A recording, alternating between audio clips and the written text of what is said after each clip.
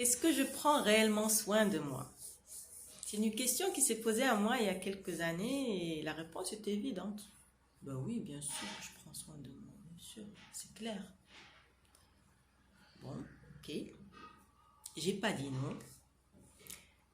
Mais comment est-ce que tu prends soin de toi?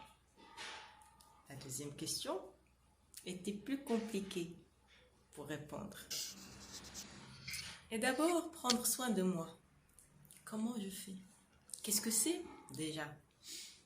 Prendre soin de moi, c'est de faire de moi-même ma priorité. Ma priorité numéro un. D'accord?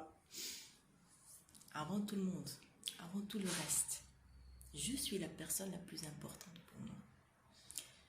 Et ça me rappelle en fait quand je monte en avion, la première chose que le personnel de bord fait, c'est de donner des instructions pour le bien-être, pour le confort, pour la survie des passagers et du personnel. Qu'est-ce qu'on vous dit quand vous êtes dans un avion? Qu'est-ce que j'entends? J'entends les instructions basiques.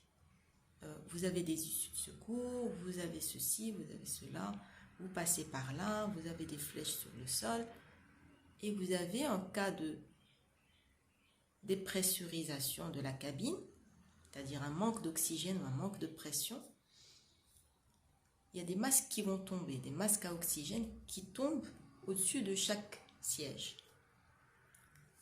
Qu'est-ce que le personnel vous dit dans ce cas? Prenez votre masque et ajustez-le sur votre nez et votre bouche et respirez avant de vous tourner vers les autres pour les aider. Même si ce sont vos propres enfants ou vos propres parents. Pourquoi? Parce que si vous ne le faites pas en premier, vous risquez de perdre connaissance. Et dans ce cas-là, vous ne vous êtes pas aidé vous, mais vous n'avez été d'aucune utilité pour les autres non plus. C'est logique. Donc, prendre soin de moi, comment je fais? D'abord, quels sont mes besoins? Il y a une série de besoins en fait qui a été recensée par Maslow, qui est un économiste à l'origine, et qui a recensé 5 types ou 5 catégories de besoins que tout être humain a, depuis le plus jeune jusqu'au plus âgé, depuis le plus démuni jusqu'au plus riche. Tout le monde a les mêmes besoins à l'origine et à la base. Besoins primaires, besoins physiologiques. Les besoins physiologiques, ce sont manger, dormir, avoir des vêtements sur soi, avoir un toit sur la tête. Voilà, les besoins basiques, primaires. Deuxième niveau, les besoins de sécurité. Est-ce que je me sens dans un environnement sécure qui m'offre en fait cette paix de pouvoir faire des choses sans me sentir menacée. Troisième niveau, besoin d'appartenance. Appartenance à un groupe. Si je ne suis pas dans un groupe, je suis isolée, je suis seule et c'est pas bon. Ensuite, besoin d'estime. Estime de moi. Quelle valeur je me donne? Et cette valeur que je vais me donner, c'est la valeur que vont me donner aussi les autres. Je vais faire comme un miroir pour les autres. Et ensuite, les besoins d'accomplissement. Qu'est-ce que j'accomplis dans ma vie? C'est quoi le sens que je donne à ma vie et à ce que je fais tous les jours? Ce sont des besoins qui vont en fait s'échelonner à travers mon passage dans la vie et je vais avoir une priorité à un certain moment. Besoin de sécurité peut-être à un certain moment, besoin d'accomplissement à un autre, mais ils vont rester toujours avec moi et je vais les transporter avec moi. Une fois que je définis mon besoin, de quoi j'ai besoin maintenant, à cet instant précis, aujourd'hui, comment je vais le satisfaire, ce besoin? Qu'est-ce que je fais pour le satisfaire, pour prendre soin de moi? Et bien d'abord, je vais me ménager du temps. je me ménage du temps pour être avec moi-même. Comme je donne du temps aux autres, comme je vais aller prendre un café avec une amie, avec quelqu'un de ma famille, comme je vais recevoir quelqu'un et que je vais l'écouter, parler, me raconter ce qui lui arrive, ses malheurs, ses bonheurs, tout ça. Je vais prendre le temps d'abord de m'écouter moi tous les jours. Me donner 15 minutes, 20 minutes, 1 heure, 2 heures, selon ma disponibilité, selon ce que je peux. Mais c'est tous les jours, je me donne ce moment pour moi.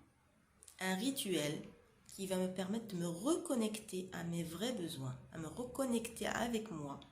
Et une fois que je commence à m'écouter, il y a du changement. Ensuite, est-ce que je me complimente? Est-ce que je me remercie pour ce que je fais? Tous les jours, je me lève, je fais des choses, je rends service à l'un, à l'autre. Est-ce que je me félicite pour ça? Est-ce que je me remercie pour ça? Est-ce que je me câline? Je me prends dans les bras? C'est important de sentir cet amour de moi, tout simplement. Ensuite, j'apprends à dire non. Non, pour nous, c'est un mot tabou. Pas dire non à ses parents, pas dire non à ses enfants, pas dire non aux voisins, pas dire non aux amis. Mais alors, où je suis dans tout ça? Si je n'apprends pas à mettre des limites entre ce qui me convient à cet instant et ce qui ne me convient pas, je deviens esclave des autres. Et ça, c'est bon pour personne.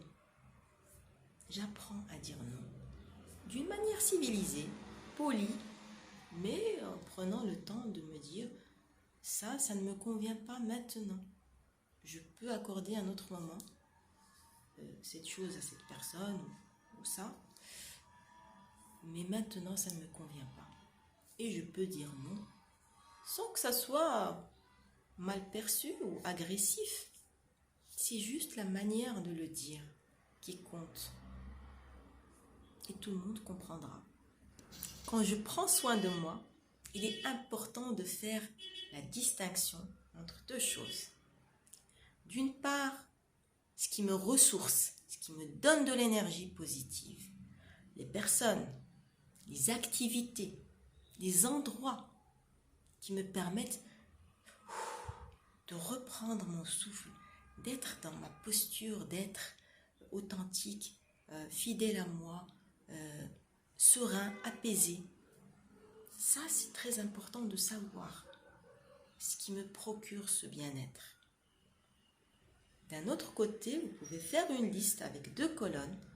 D'une part, les choses qui me ressourcent, de l'autre part, les choses qui me dessourcent, c'est-à-dire qui m'enlèvent cette énergie positive ou qui me donnent de l'énergie négative, tout simplement. Il y a des personnes ou des endroits ou des activités qui sont toxiques. Comme les mots toxiques, ces activités, ces personnes, ces endroits sont toxiques. Ils ne m'apportent rien. Au contraire, ils vont m'enlever quelque chose. Ils vont me dessourcer, me décharger de mon énergie positive. Et à ce moment-là, une fois que j'ai ma liste et je sais ce qui m'apporte quoi, ce qui m'enlève quoi, là je peux agir. Comment j'agis? Je vais trouver le point d'équilibre entre ce qui me ressource et ce qui me dessource. Qu'est-ce qui se passe? Quand je veux trouver ce point d'équilibre, il faut que je sache, par exemple, que je vais rencontrer telle personne qui va m'enlever un peu de mon énergie positive. Qu'est-ce que je fais? Je me recharge avant. Et après, bien sûr aussi. Mais je me recharge avant. C'est important d'être dans une bonne posture, d'être dans une bonne énergie pour pouvoir affronter les choses qui ne m'en donnent pas, qui ne me donnent pas d'énergie, qui m'en enlèvent, au contraire. Donc c'est important de savoir doser, équilibrer ces énergies-là pour pouvoir être toujours dans un état interne bon, qui nous convient, qui me donne cette posture d'équilibre et d'alignement qui est importante pour mon bien-être et mon confort. Pour conclure, prendre soin de moi, ce n'est pas de l'égoïsme, c'est de l'héroïsme. Êtes-vous prêt à être le héros, l'héroïne de votre vie, à prendre les rênes de votre vie? Réfléchissez bien et commentez sur ça.